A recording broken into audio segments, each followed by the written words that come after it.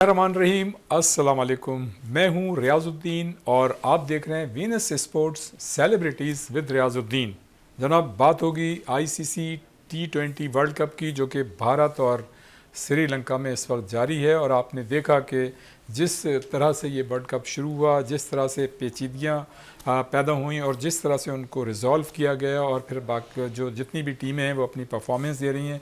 बहुत सी टीमें जो हैं जो एक्सपेक्टेशन उनसे कायम की जा रही थी उसके मुताबिक परफॉर्मेंस दे रही हैं, और कुछ टीमें ऐसी हैं जो उनसे एक्सपेक्ट किया जा रहा था उसके मुताबिक उनकी परफॉर्मेंस नहीं है, और बड़े सवालिया निशान हैं। और जो सबसे मुस्बत बात है, पॉजिटिव जो चीज़ सामने आई है वो ये है कि जनाब जो मतलब आईसीसी की एसोसिएट टीम्स हैं वो अच्छी परफॉर्मेंस का मुजाहरा कर रही हैं। उनके साथ साथ वो टीमें जो आप कह सकते हैं कि दूसरे दर्जे की टीमें जिनसे तवक्कात वाबस्ता नहीं थी, उसके बावजूद वो अच्छी परफॉर्मेंस का मुजाहरा कर रही हैं। लेकिन जनाब जो एक दो मैचेस हुए हैं वो तो बड़े तारीखी मैचेस हुए हैं। जिस तरह से जनूबी अफ्रीका और अफ़गानिस्तान का मैच हुआ और अफ़गानिस्तान की टीम को जिस तरह से शिकस्त हुई, मतलब जो मुकर्रर 20 ओवर से उसमें मैच बराबर रहा। पहला जो सुपर ओवर था उसमें मुकाबला बराबर रहा, और फिर दूसरे सुपर ओवर में जो है उसका फ़ैसला हुआ। और आपने देखा कि जिम्बाब्वे ने मतलब ऑस्ट्रेलिया जैसी टीम को शिकस्त दे दी। नो डाउट कि ऑस्ट्रेलिया की टीम में उनके 4 या 5 जो रेगुलर खिलाड़ी हैं वो उसमें शामिल नहीं थे, लेकिन ऑस्ट्रेलिया की टीम कभी भी इस तरह से शिकस्त उसको नहीं हुई। और जहाँ तक पाकिस्तान क्रिकेट टीम की बात है, तो आपने हमेशा से देखा होगा कि पाकिस्तान क्रिकेट टीम की परफॉर्मेंस में कभी भी कंसिस्टेंसी नज़र नहीं आई है। हमेशा से उसकी परफॉर्मेंस अनप्रिडिक्टेबल रही है। और आपने देखा कि गुज़िश्ता दिनों जो पाक भारत का जो आईसीसी T20 वर्ल्ड कप 2026 का जो मैच हुआ, उसमें भी आपने यही कुछ देखा कि एक मरतबा फिर न सिर्फ भारत ने क्रिकेट टीम जो है उसने अपनी फ़तह की रवायत को बरकरार रखा, बल्कि पाकिस्तान की जो टीम है उसने अपनी शिकस्त की रवायत को बरकरार रखा। और ना तो हमारे बैटर्स सही तरह से परफॉर्म कर सके, ना हमारे जो बॉलर्स थे उन्होंने मतलब परफॉर्म किया, ना ही हमारी फील्ड प्लेसिंग अच्छी थी, ना ही हमारे फील्डर्स ने अच्छी परफॉर्मेंस पेश की। यानी वो दिन ऐसा था कि जो तवक्कात लगा के पाकिस्तानी शायकीन या क्रिकेट के शायकीन अपने टीवी स्क्रीन पे बैठे थे, उनकी वो तवक्कात पूरी नहीं हुई। उनको बड़ी तकलीफ़ हुई, उनको बड़ा दुख हुआ, उनको बड़ा दर्द हुआ कि पाकिस्तान की टीम ने इस तरह की परफॉर्मेंस पेश की। बहरहाल हम इन तमाम उमूर पर बात करेंगे, और जो मतलब खिलाड़ी हैं उनकी परफॉर्मेंस से बात करेंगे, टीमों की परफॉर्मेंस से बात करेंगे, और उसके साथ साथ पीएसएल से मुतालिक भी बात करेंगे। इसलिए कि जनाब पहले तो पीएसएल में 6 टीमें हुआ करती थी गुज़िश्ता 10 साल से, लेकिन अब आपने देखा कि 8 टीमें जो हैं उसमें शामिल हो गई हैं। और एक तो हैदराबाद की टीम है और दूसरी सियालकोट की। और आपको मुल्तान सुल्तान्स का भी पता है कि मुल्तान सुल्तान्स की टीम जो उनके ओनर थे अली तरीन, उनको मतलब बिड का मौका भी मिला, लेकिन उन्होंने जो है उसमें वो शामिल नहीं हुए। फिर बाद में फिर दोबारा पीसीबी ने यू टर्न लिया। पहले पीसीबी का इरादा था कि इस दफ़े मुल्तान सुल्तान्स को 11वें एडिशन में वो ख़ुद मैनेज करेगी, लेकिन फिर उन्होंने इरादा तब्दील किया, यू टर्न लिया। और फिर जब उन्होंने देखा कि हैदराबाद और सियालकोट की टीमें जो हैं वो अच्छी कीमत पे फ़रोख्त हुई हैं, तो फिर उन्होंने चांस लिया मुल्तान सुल्तान्स का। और जनाब मुल्तान सुल्तान्स जो है वो तारीख़ी मतलब उसकी कीमत पे वो फ़रोख्त हुई। और उसके बाद उसका नाम जो जब जिस ओनर ने वो ख़रीदा तो उसका नाम अब उन्होंने रावलपिंडी रख दिया है। तो जनाब ये भी एक हिस्ट्री है पीएसएल की। जब जब तारीख़ लिखी जाएगी तो उसमें ये चीज़ भी सामने आएगी। बहरहाल जनाब इन्हीं तमाम उमूर पर गुफ्तगू करने के लिए हमने दावत दी है यहाँ पर former first class cricketer Haris Ahmad Khan को, जो कोच भी हैं, क्रिकेट कमेंटेटर भी हैं, बड़ी उनकी एक्सपर्टीज़ हैं, बड़ा एक्सपोजर है, और जो उनकी नॉलेज है उससे यकीनन हमारे शायकीन जो हैं बड़े महजूज़ भी होते हैं और उनको एक नॉलेज भी मिलती है। हारिस भाई अस्सलाम वालेकुम। वालेकुम सलाम, बहुत शुक्रिया। क्या हाल है, कैसे हैं आप? ठीक ठाक हैं ठीक ठाक जनाब? हाल तो बस ये है कि पूरी जो कौम का हाल है वही मेरा हाल है। ज़बरदस्त। अच्छा हारिस भाई, उस पर तो हम बात करेंगे जो क्रिकेट के ज़ाहिर है मैचेज़ हैं। अभी जो चंद रोज़ जो पहले पाकिस्तान और इंडिया का मैच हुआ और बड़ी तवक्कात थी, लेकिन पहले मैं ये बात करूँगा कि मुस्तफ़ीज़ुर रहमान को निकाला आईसीसी ने, आईपीएल की मैनेजमेंट ने, और उसके बाद बांग्लादेश ने अपना नाम जो है एहतजाज किया, वापस लिया कि जब आप एक खिलाड़ी को सिक्योरिटी फराम नहीं कर सकते तो पूरी टीम को क्यों करेंगे। बहरहाल ये कि फिर आईसीसी ने जो है बांग्लादेश को निकाल दिया, लेकिन उस मौके पर पाकिस्तान ने स्टैंड लिया, पाकिस्तान उनके साथ खड़ा हुआ और बाईकाट का ऐलान किया कि जी हम भी बाईकाट करेंगे। और फिर उसके बाद मैं समझता हूँ कि पाकिस्तान क्रिकेट बोर्ड की तारीख में ये पहला मौका था जब पाकिस्तान क्रिकेट बोर्ड की जानिब से इंटरनेशनली एक मास्टर स्ट्रोक खेला गया और सही वक्त पे सही फैसला किया। और उसके बाद न सिर्फ बांग्लादेश को उन्होंने बचाया सैंक्शंस लगने से, उसके माली नुकसान से, और ना सिर्फ उनका वो नुकसान भी पूरा होगा, उन पे सैंक्शंस नहीं लगेंगी, और उसके साथ साथ अंडर 19 वर्ल्ड कप या वीमेंस वर्ल्ड कप भी वहाँ पे दिया गया। तो ये पाकिस्तान की कोशिशें काविशें थी। अच्छा, ये सारी चीज़ें तो हो गई और उसके बाद फिर मतलब एक आईसीसी ने चीज़ें मान ली। आईसीसी की जानिब से मतलब लोग भी आए यहाँ पे, ख़ुद श्रीलंकन प्रेसिडेंट भी इन्वॉल्व हुए, बांग्लादेश क्रिकेट बोर्ड के लोग भी यहाँ पे आए। अब ये जो मतलब अब चीज़ें सामने आई हैं, आप क्या समझते हैं कि इसके इंटरनेशनल क्रिकेट पे पाकिस्तान के हवाले से क्या पॉजिटिव और नेगेटिव असरात मुरतब हो सकते हैं या होंगे? देखें, मैं पहले भी कह चुका हूँ शायद आपके प्रोग्राम में, और दोबारा से रिपीट कर देता हूँ कि ये बड़ा वाइज डिसीजन था। शायद मुझसे बहुत सारे लोग एग्री नहीं करें, लेकिन आप अगर इसको ऑन द होल देखें, जैसे आपने बात की है कि ये बिल्कुल ही पॉलिटिकल एक डिसीजन था इंडियन साइड का, कि आपने देखा कि इंडिया में गवर्नमेंट चेंज हुई, अपना बांग्लादेश में गवर्नमेंट चेंज हुई। बांग्लादेश की गवर्नमेंट चेंज होने के बाद इंडिया और बांग्लादेश के ताल्लुकात में बहुत ज़्यादा बिटरनेस आ गई। जी बिल्कुल। तो उन्होंने उसका जो है बदला लेने के लिए कोई ना कोई ऐसा चीज़ वो करना चाह रहे थे जिससे वो लाइमलाइट में आ सके और बता सकें कि हम बांग्लादेश की चीज़ों से खुश नहीं हैं और हम आपसे भी खुश नहीं हैं। सही। तो उनका एक प्लेयर जो आपने नाम लिया, मुस्तफिजुर रहमान, तो वो जब आईपीएल के लिए सिलेक्ट हो गया, सब कुछ हो गया, वहाँ पहुँच गया, फिर उन्होंने बोला कि जी हम आपको सिक्योरिटी नहीं दे सकते और आप जाएं। तो ये तो बहुत इंसल्ट थी उस प्लेयर की, क्योंकि अच्छा खासा प्लेयर है और बांग्लादेश बोर्ड की भी, और ये सब पॉलिटिकली था। ऐसी कोई बात नहीं थी कि वो उसको आप सिक्योरिटी नहीं दे सकते थे। और इस पर बिल्कुल सही स्टांस लिया बांग्लादेश क्रिकेट बोर्ड ने कि जनाब, जब आप एक हमारे क्रिकेटर को नहीं सिक्योरिटी दे सकते तो आप 20 लोगों को कैसे दोगे सिक्योरिटी? तो आपने जो स्टेप लिया ये हम बहुत ही हमें नागवार गुजरा है, और उस नागवारी में और जो कि पॉलिटिकल जो बिटरनेस थी उसने और ज़्यादा उस चीज़ को जो है इग्नाइट किया, और जिसकी वजह से बांग्लादेश ने ये डिसीजन लिया कि जी हम आपके पास नहीं आएंगे, इंडिया नहीं आएंगे मैच खेलने के लिए। ये बात इंडिया को बहुत बुरी लगी, इंडियन गवर्नमेंट को बहुत बुरी लगी।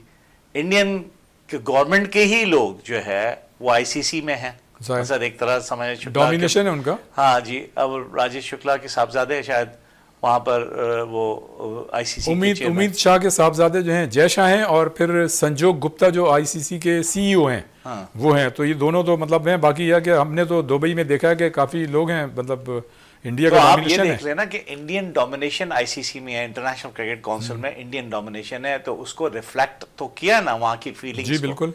और उन्होंने डिसीजन ले लिया कि नहीं जी, और फौरन दूसरे मुल्कों के बोर्ड से कहा कि जी हम ये डिसीजन लेने जा रहे हैं, आप हमारे साथ हैं। सब ने जो है वो सर झुका दिया, सही, कि जी ठीक है, अगर आप बांग्लादेश को बाहर कर रहे हैं तो कर दें, हम आपके साथ हैं। ये बहुत ही जल्दी डिसीजन। उन्होंने मेरे ख्याल से ये एक्सपेक्ट नहीं किया था कि पाकिस्तान इस तरह से स्टैंड लेगा। मैं आगे आ रहा हूँ उस पर।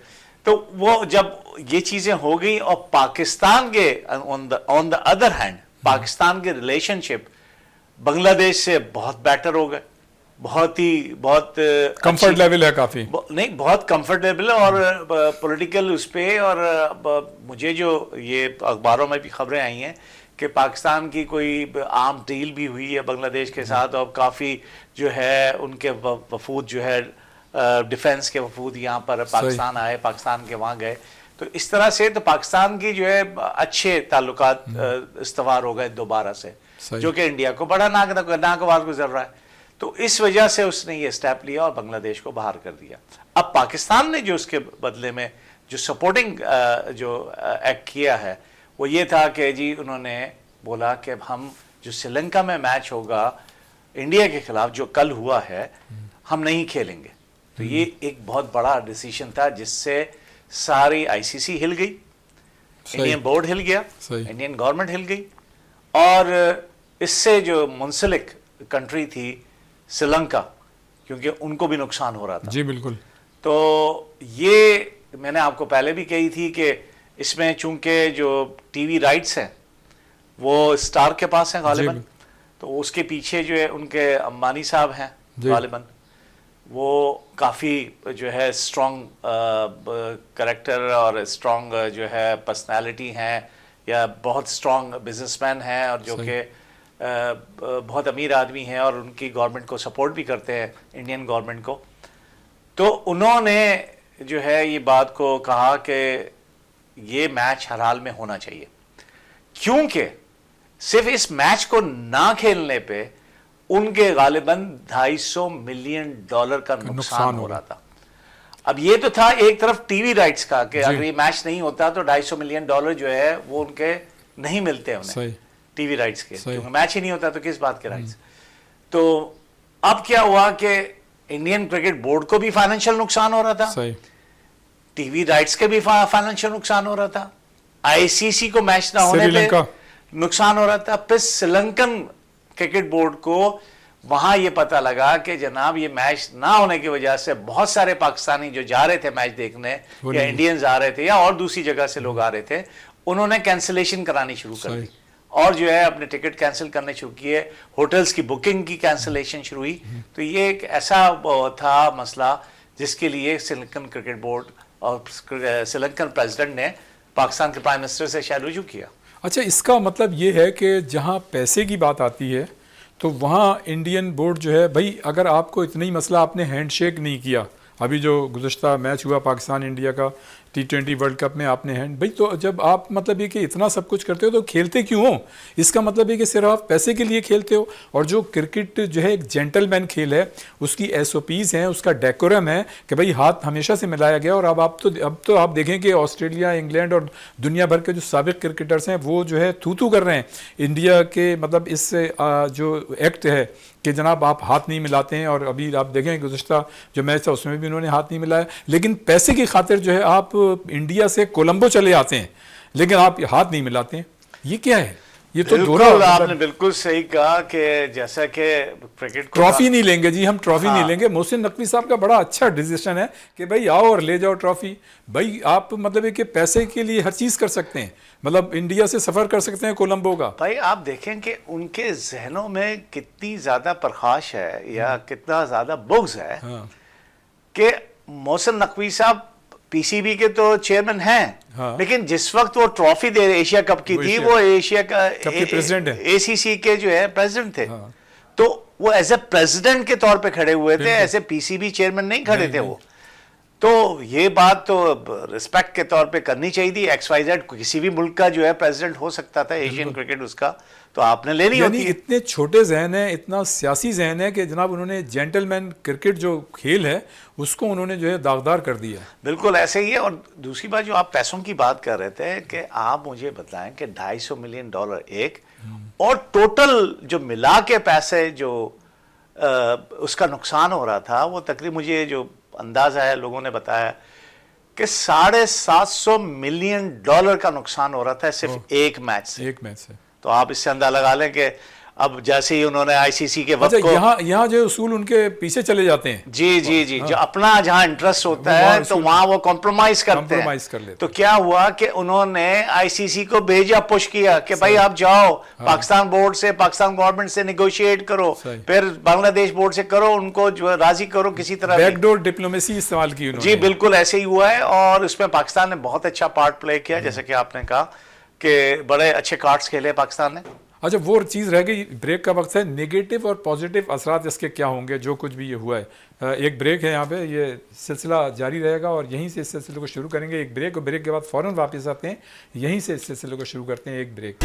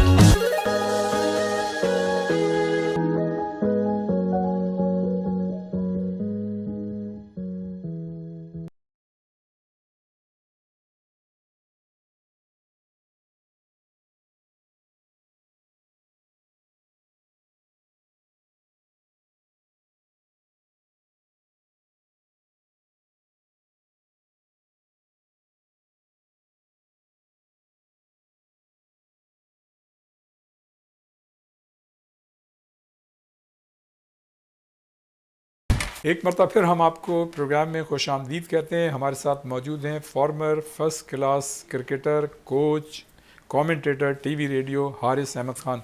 हारिस भाई, जो अभी हमने अभी ब्रेक से पहले गुफ्तगू की, जो ये सब कुछ हुआ आईसीसी की जानिब से, पाकिस्तान भी इन्वॉल्व हुआ, श्रीलंका, बांग्लादेश और इंडिया तो बैकडोर से मतलब इसमें शामिल रहा, इसलिए कि उनकी सुबकी होती है अगर वो डायरेक्ट आते। उन्होंने तो, उनके लोग क्योंकि आईसीसी में हैं तो उन्होंने ज़ाहिर है उनको इस्तेमाल किया। इसके नेगेटिव और पॉजिटिव इम्पैक्ट इसका क्या आएगा लॉन्ग रन में पाकिस्तान या बांग्लादेश के हवाले से, या खुद आईसीसी के लिए? देखिए, इसमें पाकिस्तान में जो है दो किस्म की राय आ रही हैं। वो ये कह रहे हैं कि आपको नहीं खेलना चाहिए था, सही। कुछ कह रहे हैं कि नहीं, पहले मना नहीं करना चाहिए था, खेलना चाहिए था। लेकिन मैं ये समझता हूँ, जैसे कि मैंने अभी कहा थोड़ी देर पहले, कि ये पाकिस्तान क्रिकेट बोर्ड का और पाकिस्तान गवर्नमेंट का बहुत अच्छा डिसीजन है, बड़ा वाइज डिसीजन है। बहुत अच्छे कार्ड प्ले किए हैं पाकिस्तान गवर्नमेंट ने इस तरह से। क्यों, क्या अचीव किया बांग्लादेश ने? बांग्लादेश ने उनसे जो है ये अंडरस्टैंडिंग हो गई है, और शायद उन्होंने ऑन रिटर्न ये चीज़ ले ली है आईसीसी से, कि जनाब किसी किस्म की पिनलाइजेशन बांग्लादेश को नहीं होगी, इस टूर्नामेंट को कोई नहीं होंगी, कोई सैंक्शन नहीं लगेंगी, पिनलाइजेशन नहीं होगी ये टूर्नामेंट ना खेलने पे। दूसरी बात, उन्होंने ये भी एग्री कराया कि आपके इस टूर्नामेंट को ना खेलने के जो पैसे नहीं मिलने थे, जो खेलने के पैसे उनको मिलने थे, वो अगर नहीं भी खेल रहे तो आपको पैसे पूरे मिलेंगे। पार्टिसिपेशन फीस जो है बांग्लादेश को पूरी मिलेगी। ये भी उन्होंने मनवा ली अपनी बात। फिर उन्होंने एक और बड़ा डिसीजन हुआ है जो कि उन्होंने मनवाया कि 2028 से लेकर 2031 तक जो भी आईसीसी के इवेंट्स होंगे उसमें बांग्लादेश को भी शेयर दिया जाएगा। तो वो जो कुछ भी हो सकता है, अंडर 19 वर्ल्ड कप हो सकता है, वुमेन जो है कोई टूर्नामेंट हो सकता है आईसीसी का, या मेंस का हो सकता है। और चौथी चीज के आप जो है जो सीरीज कैंसिल नहीं करेंगे, इंडिया और पाकिस्तान अपना बांग्लादेश की जो बायलैटरल सीरीज है उसको कैंसिल नहीं करेंगे। ठीक है, ये बहुत ही जबरदस्त किस्म के, इसका मतलब कहने का है कि सारी चीजें पॉजिटिव रही, पॉजिटिव रही। अच्छा, एक चीज और करूं जो कि मुझे पता लगी है, अब आने वाले वक्तों में रिवील होगी शायद, कि पाकिस्तान ने शायद अपने जो रेवेन्यू है आईसीसी से जो मिलता है, गालिबन 6% मिलता है, जी जी, उसको भी जो है उनसे बढ़वा लिया है। अब कोई लोग कहते हैं कि 23% तक बढ़वा लिया है, जो कि मैं समझता हूं अगर 23% तक बढ़वा लिया तो बहुत ही जबरदस्त पाकिस्तान ने काम किया। आगे जाके ये सब रिवील हो जाएगा कि कितना परसेंट जो है पाकिस्तान ने रेवेन्यू अपना इनहांस करवाया। अच्छा, ये तो सारी ये बातें थी। ये अब बात करते हैं जनाब, अभी जो चंद रोज पहले जो मैच हुआ पाकिस्तान भारत का आईसीसी T20 वर्ल्ड कप 2026 का, क्या मतलब हमारी बुनियादी गलती क्या थी, क्यों हारे हम? अच्छा, रिवायत चली आ रही है, हम शुरू से चलते हैं, हम शुरू से बात करते हैं। टॉस दी था आपने जी। स्टैट्स ये कह रहे हैं कि जिन टीमों ने टॉस जीत के पहले बैटिंग की 70% जो है उनके हक में जो है रिजल्ट्स आए, यानी कि वो पहले बैटिंग करने वाले जीते हैं मैच। अच्छा, आपकी बात से एक बात आई, सॉरी टू कट यू, बहुत से लोगों का ये ख्याल है, हालांकि जो प्रेडिक्शन थी उसकी अपने मौसम की, वो तो ये थी कि 5% बारिश का इम्कान है, बाकी नहीं था बारिश का इम्कान। तो कहीं ऐसा तो नहीं कि मतलब टॉस जीत के जो उन्होंने फील्डिंग ली इस ख्याल से ली कि जी कहीं बाद में बारिश हो जाएगी तो पहले हम कर लें? नहीं, मैट ऑफिस से ये इनको सारी इंफॉर्मेशन होती है कि अगर बारिश होगी, अब तो टेक्नोलॉजी बहुत ज़्यादा एडवांस हो गई, आपको पता लग जाता है कि आप किस लम्हे बारिश होगी और कब नहीं होगी। तो ये इनको पता था, ये सारी चीज़ें पता थी। अब ये जो टॉस जीत के इन्होंने बैटिंग की, बैटिंग करने के बाद शायद ये होता है कि जी हम इतना टारगेट देंगे इनको, इतने रन्स कर देंगे, इतना टारगेट देंगे कि हमारे पास स्पिनर्स जो है काफ़ी बेहतर हैं और ये विकेट टर्न भी कर रहा होगा। लेकिन उन्होंने फील्डिंग चूज कर तो आपने जो है ये फील्डिंग कर ली। अच्छा, out of nowhere Salman Ali Agha ball करने आ गए। चले, ये भी एक लॉजिक समझ में आती है कि दोनों तरफ से लेफ्ट हैंड बैटर थे कि ऑस्पिनर ने बॉल शुरू कर दी, सही, आपने उसका रिजल्ट भी ले लिया, एक प्लेयर भी आउट कर दिया पहले ही ओवर में। ठीक है, मेरा सवाल फिर ये बनता है कि सलमान अली आगा ने इससे पहले मैच में जो मैचेस हुए हैं राउंड के, उसमें बॉल क्यों नहीं की? सडनली बॉल करने आ गए। ठीक है, तो ये क्या गेम प्लान था? वो कह रहे हैं कि जनाब 2 दिन से हमने डिसाइड किया हुआ था कि सलमान से गेंद करवाएंगे, अच्छा भाई सलमान से गेंद क्यों करवाएंगे, इससे पहले करवाई थी, उसको चेक किया था, चलें ये हो गया। फिर उसके बाद जो है जो आपका जो मिस्ट्री बॉलर था तारिक, जी तारिक, उस्मान तारिक, उस्मान तारिक, आप उसको 10 ओवर के बाद लेके आए जब ठीक है? सारा हाथ से निकल चुका था। जब ईशान किशन जो है वो मारे जा रहा है, आपको मारे जा रहा है, और आपने 40 बॉलों पे उसने 80 क्या प्लस रन बनाए, इन्होंने 77 रन किए 40 बॉलों में, 10 चौके और 3 छक्के, बताएं आप, और 192.5 की स्ट्राइक रेट से मैच खेले वो। तो अब आप देख लें कि उन्होंने डोमिनेट ही किया है ना। और हमारे यहाँ जो बीच में हमने कमबैक किया, बीच में हमने कमबैक किया जब साइम अयूब के आने के बाद, की तरफ से उसको डिसकंटिन्यू कर दिया साइम अयूब को। देखिए डिसीजन मेकिंग जो है देन एंड देयर, जो कप्तानी होती है वो बहुत ही इंपॉर्टेंट होती है। इसका मतलब कप्तानी का फेलियर है इसमें। जो डिसीजन हुए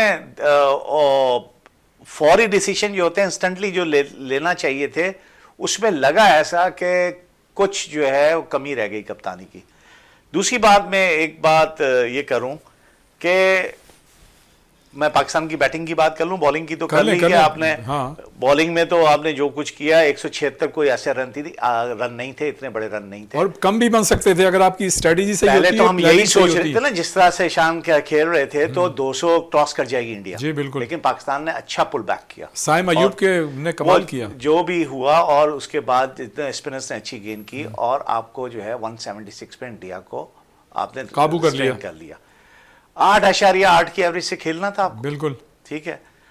आप पहले 6 ओवर में बॉल फाड़ने चले गए, सही बात है, उस वक्त जरूरत नहीं थी भाई। आप ये देखिएगा 6 और 7 की एवरेज से भी आप खेल लेते और स्टैंड आपका आराम से, तो आपका तो पाकिस्तान का तो मसला ही यही ना। हाँ। कि पहले 6 ओवर में 2 आउट होके वापस पवेलियन में बैठे होते हैं। बिल्कुल।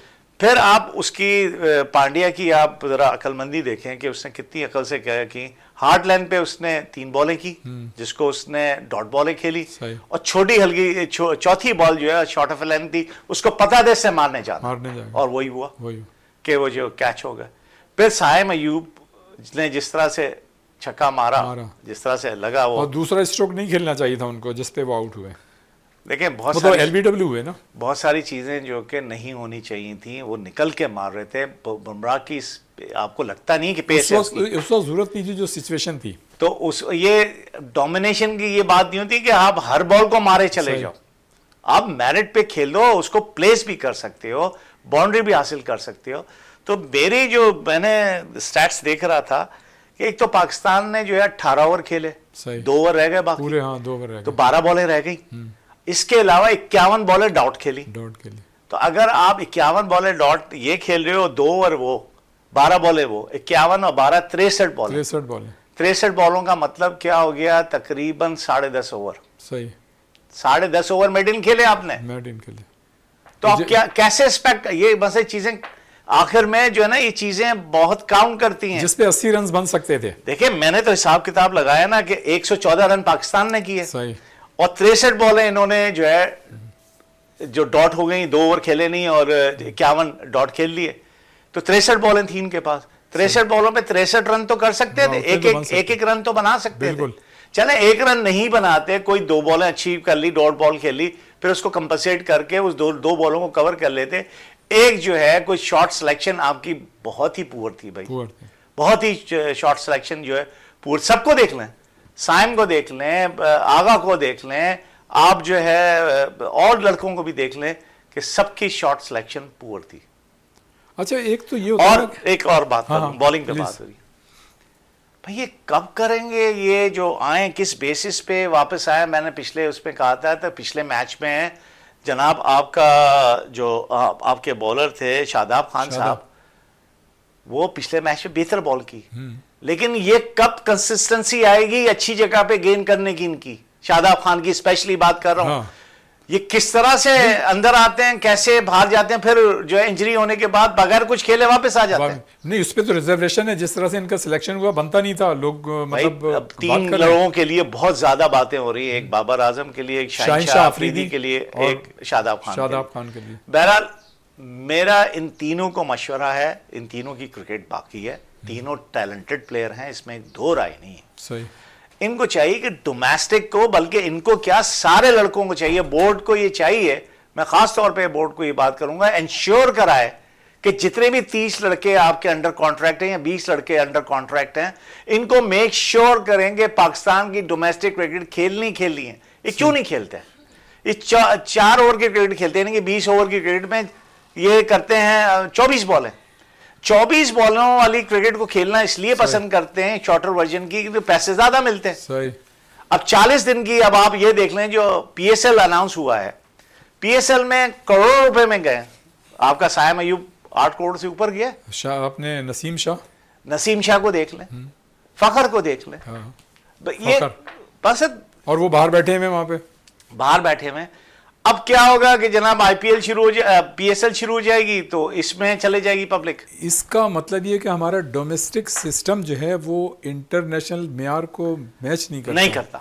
बिल्कुल नहीं करता। वो इसलिए भी नहीं करता कि आप अहमियत नहीं देते, आपके बच्चे अहमियत नहीं देते, बोर्ड अहमियत नहीं देता। नहीं, बोर्ड अहमियत नहीं देता, बच्चे तो नहीं देते, उनको तो मतलब मौका मिलता है भाई आप ऐसी रिस्ट्रिक्शंस लगाएं कि अगर आपने ये नहीं खेली डोमेस्टिक क्रिकेट तो आपको आगे बच्चों की वजह ये जो आपके 30 ये जो प्लेयर हैं जो रेगुलर पाकिस्तान से खेलते हैं, वो तो हाईएस्ट लेवल की क्रिकेट खेल रहे हैं ना, टेस्ट क्रिकेट खेल रहे हैं, वनडे खेल रहे हैं, इससे ऊपर तो क्रिकेट नहीं है। सही। अब वो कह रहे हैं कि हम फर्स्ट क्लास खेलें, 4 दिन के अपने आप को थकाएं, ये करें, उसमें हमें क्या मिलेगा। दुनिया भर के बड़ी बड़ी टीमों सारे के सारे आप देखें कि अभी ऑस्ट्रेलिया में बिग बैश हो रही थी, तो इतनी इंपॉर्टेंट सीरीज जो उनकी एशेज हुई है, फौरन खेलते जैसे ही खत्म हुई है वो सब अपनी अपनी फ्रेंचाइज की तरफ से खेलने आ गए कि उनकी नजर में डोमेस्टिक क्रिकेट की बहुत अहमियत है। इंग्लैंड में जो टेस्ट क्रिकेट खेल रहे होते हैं और जैसे ही उनको टाइम मिलता है वो अपना काउंटी का मैच खेलने आ जाते हैं, तो वो जो है इंपॉर्टेंस देते हैं डोमेस्टिक को। तो वो बोर्ड मतलब तगड़ा डिसीजन लेते हैं ना। हमारे यहाँ मतलब इस पे हालांकि हमारे क्रिकेट बोर्ड ने बड़े अच्छे काम किए हैं,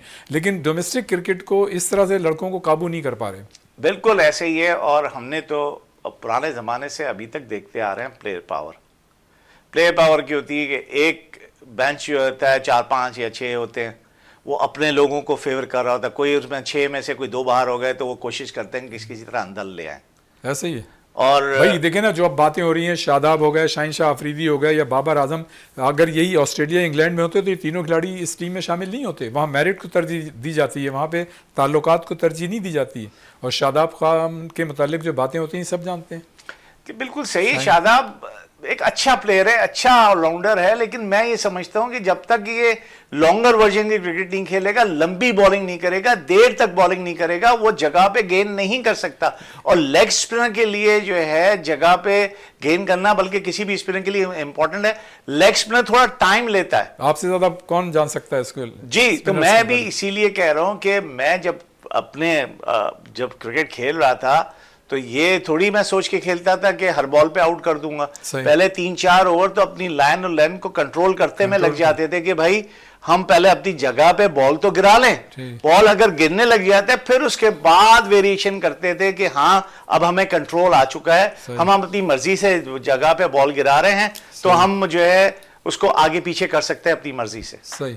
इसका मतलब टीम के सिलेक्शन पे भी सवालात तो हो रहे हैं और लगता है कि टीम का सिलेक्शन सही नहीं हुआ था। इसकी जिम्मेदारी किस पे डालेंगे आप? हार ऐसी चीज है कि जो कि बहुत आराम से हजम नहीं होती। सही। और हमारे जज्बाती कौम है हमारी, सारे हम सब समेत, कि हम लोग ये चीज, और वो भी इंडिया से, तो ये तो बिल्कुल ही हजम नहीं होती। नहीं, लेकिन देखें हारिस भाई, लड़ के हारना एक अलग चीज होती है और बगैर लड़े मतलब ये कि आप सरेंडर कर देना। उसी पे आ रहा हूं कि कौम हमारी इतनी जज्बाती है। मुझे जो फोन आए, जो जिस तरह से लोग बातें कर रहे थे और लिटरली गालियां बक रहे थे, तो मैंने उनको समझाने की कोशिश की कि देखो कि ह्यूमन है, गलतियां हो जाती हैं, इसमें तो कोई दो राय नहीं है, लेकिन हमसे ये मेरे ख्याल से 8वां मैच खेले हम। जी बिल्कुल। अभी 8 में 7 हार गए। तो 96% से भी ज्यादा बनता है। बिल्कुल। उनकी विनिंग है जो 60-40 का हो तो भी काबिल कबूल है। नहीं तो आपकी बात सही है कि भाई कुछ करके तो दिखाओ, कुछ लड़के तो दिखाओ। सही बात है। और अकल तो यूज करो। सही। किसी खातून का मैं सुन रहा था, वो बिल्कुल सही बात है, और मैं पिछले 25 साल से बात कहता चला रहा हूं जब से रिटायर हुआ, कि 2 चीजें मैं बिल्कुल देखता चला आ रहा हूं, महसूस करता चला आ रहा हूं। वो ये है कि पाकिस्तान टीम में एक तो इंटरनेशनल स्टैंडर्ड की जो फिटनेस स्टैंडर्ड है ना, वो नहीं है। ठीक है, जिसकी वजह से परफॉर्मेंस कल जो शादाब ने गेंद छोड़ी, जो चौका हुआ, दो अभी जो मैच हुआ था वो उससे आपकी परफॉर्मेंस मुतासर होती है, बॉलिंग हो, बैटिंग हो, फील्डिंग हो, वो चीज़ मुतासर होती है अगर आपकी फिटनेस उस लेवल की ना हो इंटरनेशनल होगी जो क्रिकेट खेल रहा है। फिर आपकी मेंटल टफनेस ये है कि react according to the situation, यानी कि सिचुएशन को एब्जॉर्ब करके फिर उसके हिसाब से अकॉर्डिंगली रिएक्ट करना।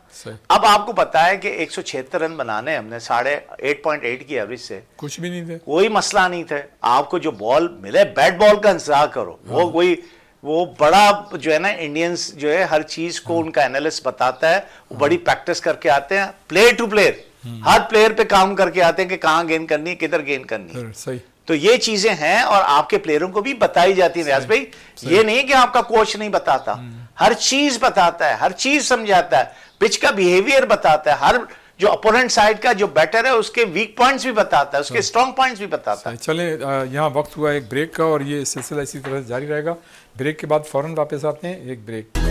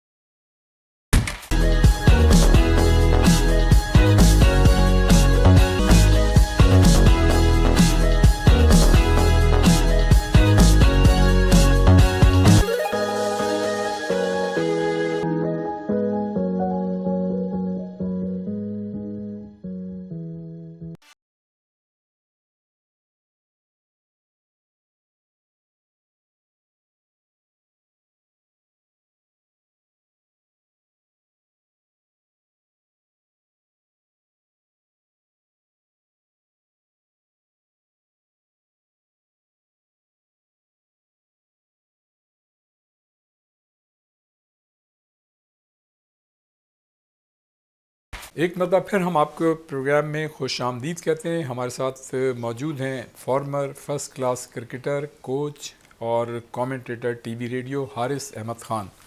हारिस भाई, गो के ज़ाहिर है कि भारत से हम मैच हार गए हैं, कुछ दिन भी हो गए हैं, लेकिन उसका दुख और तकलीफ़ जो है ये तो मेरे ख्याल से काफ़ी अरसे तक महसूस होती रहेगी। और हम जहाँ भी जाते हैं, चाहे हम मस्जिद चले जाएं, स्टॉप में हों, ऑफिस में हों, कहीं पे भी हों, स्टूडियो में हों, ये गुफ्तगू चल रही है और ये चलती रहेगी जब तक पाकिस्तान वर्ल्ड कप नहीं जीत जाता। अच्छा, ये बताइए कि जो पाकिस्तान भारत का मैच था उसमें फ़हीम अशरफ का क्या रोल था? दूसरे ये कि शादाब खान, बाबर आजम और शाहिनशाह आफरीदी की जो परफॉर्मेंस है उस पर मतलब हमें बड़ी डिस्कशन हो रही है। हम जहाँ भी जाते हैं लोग बात करते हैं कि यार क्या ये इनका सिलेक्शन सही था?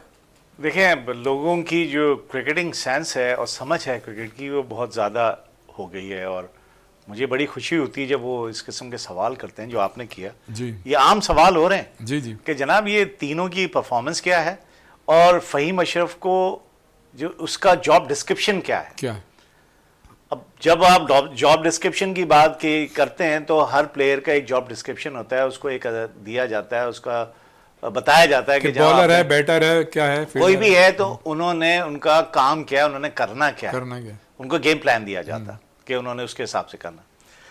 अब फ़हीम अशरफ को आपने 8वें नंबर पे बैटिंग करा रहे हैं जी, एज ए ऑलराउंडर समझ लेता हूं। तो अगर वो बॉलिंग ऑलराउंडर के तौर पे उनको आप खिलाया जा रहा है, जो कि मैं समझ रहा हूं क्योंकि 8वें नंबर पे बैटर तो नहीं जाता, ऐसा ही है, बॉलिंग ऑलराउंडर ही जाता है। तो बॉलिंग तो आपने एक ओवर भी नहीं करवाई, एक ओवर भी नहीं दिया। बड़ा अच्छा मतलब एक पॉइंट ट्रेस किया। ठीक है, आप एक ओवर उसको बॉलिंग भी नहीं दे रहे, 8वें नंबर पे बैटिंग करा रहे हैं, तो क्या वो फ़हीम अशरफ का अभी तक तो जो देखने में आया कि जो उसके नीदरलैंड के खिलाफ उसने खेला कि 3 ओवर में उसने गेम ही टर्न कर दिया। जी बिल्कुल, वो आपकी किस्मत भी साथ थी, अल्लाह ने जो है बड़ा साथ दिया। और फ़हीम अशरफ की उस दिन परफॉर्मेंस नो डाउट वो अल्लाह ने साथ इसलिए दिया कि आपका उसका एक आसान कैच भी छूट गया। सही, ये किस्मत का बड़ा खेल होता है क्रिकेट में भी। मतलब एक चांस मिला लक, उन्हें। हाँ, लक बहुत जो है आपको अगर आपकी तरफ है तो बड़ा अच्छा होता है। किस्मत मेहरबान थी जी, उस दिन। तो वो आप मैच जीत जी, गए। जी। तो वो लिमिटेड कुछ ओवर्स या बॉलों अगर रह जाएं तो फ़हीम अशरफ जो है वो थोड़ा लीथल हो जाता है। सही। लेकिन आप एक्सपेक्ट करें फ़हीम अशरफ से कि वो 30 ओवर तक 30 बॉलें या 35 या 40 बॉलें खेले और उसके साथ प्रॉपरली बैटिंग करे, तो ये थोड़ा मुश्किल है। मुश्किल हो। आपने अगर उसको 8वें नंबर पे खिलाना था, बॉलिंग नहीं करानी थी, तो उसको ज़ाया कर दिया। सही। इससे बेहतर था उसकी जगह, जैसे कि आपने ये खिलाया, साइम अयूब से बॉल कराई, नवाज से कराई, उस्मान तारिक से कराई, शादाब ने गेंद की, आगा ने गेंद की, अबरार ने गेंद की, तो ये आपके मिला के 6 तो स्पिनर हो गए। सही। फिर उसके बाद शाहीन आफरीदी था, 7वां बॉलर ये। सही। तो आपको तो 4 बॉलर की जरूरत है, 5 बॉलर की। सही। तो 5 बॉलर आपके पास पूरे थे, तो आप एक बैटर को डाल लेते, वह उसको अपना फखर को डाल लेते, सही। फखर को बैटिंग करने ऊपर भेज देते। अच्छा, बैटिंग स्ट्रेंथ बढ़ जाती। अच्छा, अब बैटिंग स्ट्रेंथ पे फिर बोलते हैं कि किस जगह खिलाते हैं। आप बाबर आजम को 4 नंबर खिला रहे हैं, ये भी जुल्म कर रहे हैं। सही। जुल्म क्यों, वो ये मैं आपको बता देता हूं। देखिए, बाबर आजम इस किस्म का बैटर है कि वो थोड़ा टाइम लेता है सही। अपने स्ट्रोक खेलने में। जब तक कि वो सेट नहीं हो जाए उसको स्ट्रोक नहीं मारे जाते उससे। आप ये एक्सपेक्ट करें कि वो जाके स्लॉगिंग जाते ही शुरू कर देगा, ये बहुत मुश्किल है उसके लिए। मैं नहीं कह रहा कि नामुमकिन है, बहुत मुश्किल है। शुरू में वो रिजवान के साथ ओपन करता था, नया बॉल होता था, सर्कल के अंदर प्लेयर होते थे, 2 प्लेयर बाहर होते थे, तो उसका वो एडवांटेज ले लेता था और बाउंड्रीज आ जाती थी, तो वो अपने 50 भी कर देता था। अब आपने उसको 1 डाउन किया, 1 डाउन से फिर 4थे नंबर पे किया। जब 4थे नंबर पे बैटिंग करने आता है तो सर्कल आप 6 ओवर हो चुके होते हैं ऑलमोस्ट, तो सर्कल जो है वो खुल चुका होता है। यानी कि सर्कल में जो फील्डर जो रिस्ट्रिक्टेड होते हैं वो बाहर खड़े हो जाते हैं, तो ऑप्शन जो बाउंड्री मारने के हैं जो कि सर्कल के अंदर थे वो कम हो जाते हैं आपके। जैसा कि मैंने कहा, वो स्ट्रोक प्ले नहीं जाते ही नहीं मार सकता, वो थोड़ा टाइम लेता है। और टाइम लेके अगर वो खेलेगा, अगर रन बॉल खेलेगा, तो यहां तो उस वक्त देर हो चुकी होती है। सही। क्योंकि आपके तो 6 ओवर खत्म हो चुके थे सर्कल के एडवांटेज लेने वाले। तो हमारे जो बैटर्स हैं उनको ये बात रियलाइज करनी पड़ेगी। यही बात नहीं है कि उनको जॉब डिस्क्रिप्शन नहीं दी जाती, सही। उन सबको जो है उनका रोल दिया जाता है कि आपका इस टीम में रोल क्या है, सही। बताया जाता है। सही। लेकिन फ़हीम अशरफ के सिलसिले में मैं क्लियर नहीं हूं। अच्छा, भारत से जाहिर है हमारी जो है उनकी बदतमीज़ियों की वजह से मुखालफत तो है, लेकिन जहाँ तक भारतीय क्रिकेट टीम की बात है, क्योंकि हम लोग तो रोशन ख्याल लोग हैं ना, तो भारत की टीम ने जो परफॉर्मेंस दी यकीनन अच्छी उनकी परफॉर्मेंस थी। आप ये देखें कि विराट कोहली और रोहित शर्मा के बगैर भी उनकी परफॉर्मेंस में कोई फ़र्क नहीं पड़ा, बल्कि उसी तरह से वो परफॉर्म कर रहे हैं। क्या कहेंगे इसकी? क्या वजह है बता, जो मैं आपको इतनी देर से कह रहा हूँ कि उन्होंने अपनी डोमेस्टिक क्रिकेट को इतना मजबूत किया हुआ है, इतना मजबूत किया हुआ है कि उसको वैल्यू इतनी की हुई है उन्होंने डोमेस्टिक क्रिकेट को, और जिसकी वजह से वो मैरिट जो है, मैरिट को प्रिवेल करते हैं, जिसकी वजह से ये लड़के उनके बड़े कैसे कहना फनल प्रोसेस से गुजरते हैं, छन के निकलते हैं। सही। ठीक है। और आप ये देखें, पिछले 10-15 साल से इंडिया ने बहुत ज़्यादा, इंडियन क्रिकेट इवॉल्व हो गई है, बहुत इंप्रूव हो गई है, पैसों की इन्वॉल्वमेंट बहुत ज़्यादा हो गई है। तो लाजिमी जब ज़्यादा पैसों की इन्वॉल्वमेंट हो गई तो और ज़्यादा आपको प्रोफेशनल होना पड़ता है प्लेयर को, फिटनेस के हिसाब से, मेंटल टफनेस के हिसाब से, टेक्निक के हिसाब से, टैक्टिक्स के हिसाब से आपको बहुत ज़्यादा बहुत अच्छा होना पड़ता है। अच्छा, मतलब जब डक आउट से जो ऑफिशियल्स हैं, जब खिलाड़ी वहाँ से निकलते हैं तो ब्लैक एंड वाइट में बहुत सारी चीज़ें तो उनको दी जाती हैंगी, लेकिन जब वेरिएशन आती हैं ग्राउंड के अंदर तो ये तो इंडिविजुअल रिस्पॉन्सिबिलिटी होती है हर खिलाड़ी की कि वो सिचुएशन के हिसाब से रिएक्ट करे। क्या आपने भी बड़ी अच्छी बात भी की, हमारा मेंटल टफनेस लेवल भी वो नहीं है जो इंटरनेशनल मेयार पे होना चाहिए, हमारी फिजिकल फिटनेस भी वो नहीं है, तो आप क्या समझते हैं किसी अच्छे साइकेट्रिस्ट से इनकी काउंसलिंग जो है मुस्तकिल होनी चाहिए, हर खिलाड़ी के साथ एक एक साइकेट्रिस्ट होना चाहिए? नहीं, मैं नहीं समझता कि हर प्लेयर के साथ साइकेट्रिस्ट होना चाहिए। आपने उस नहज पे ले आए बात कि इनको जो है कोई बात समझ में नहीं आ रही, इनके जहन में नहीं उतर रही ये बात, या फिर समझाने वाले वीक हैं, हाँ, या समझने वाले वीक हैं। तो कोई दो ही बातें हो सकती हैं ना कि अब एक होता था, आपने भी जो स्कूल में पढ़े होंगे या कॉलेज में पढ़े होंगे, हम तो ज़रा सुस्त किस्म के स्टूडेंट थे, तो बैक बेंचर थे, पीछे जाके बैठते थे, जो ज्यादा स्मार्ट थे वो आगे बैठते थे। सही। तो यहाँ तो आपने पूरी 11 के 11 को लेके चलना है। बीइंग ए कोच में एक बात बता रहा हूँ कि आपको हर प्लेयर को मेंटली तौर पे उठाना होता है। ये जो है ये कोच साइकियाट्रिस्ट का काम ये होता है। कोच की जिम्मेदारी कोच की भी, कोच की बहुत सारी जिम्मेदारियां होती हैं। कोच आपका मेंटोर भी होता है, कोच आपका एक फादरली फिगर भी होता है, कोच आपका टीचर भी होता है। सही। तो ये कोच आपका फ्रेंड भी होता है। सही। ठीक है, ये सारे कैरेक्टरिस्टिक्स एक कोच में होने चाहिए जो मैं बात कर रहा हूं। लड़का ये समझे कि ये जो कोच है मेरा, ये जो बात कर रहा है ये मेरे हक में बेहतर कर रहा है। और कोच की एबिलिटी होती है कि हर खिलाड़ी का मिजाज मुख्तलिफ होता है, उसको उसी तरह से डील करे। वो कहते हैं ना, रिसर्च बेस भी है कि रिसर्च ये कहती है कि इस दुनिया में 17 किस्म की पर्सनालिटीज हैं, एक आप हैं, 16 डिफरेंट है। 16 डिफरेंट है। जब 16 डिफरेंट है तो उसी तरह से फिर एक आपकी टीम में भी डिफरेंट किस्म के कैरेक्टर हैं, उसको कैसे हैंडल करेंगे, उसको आपको हैंडल करना आना चाहिए। सही।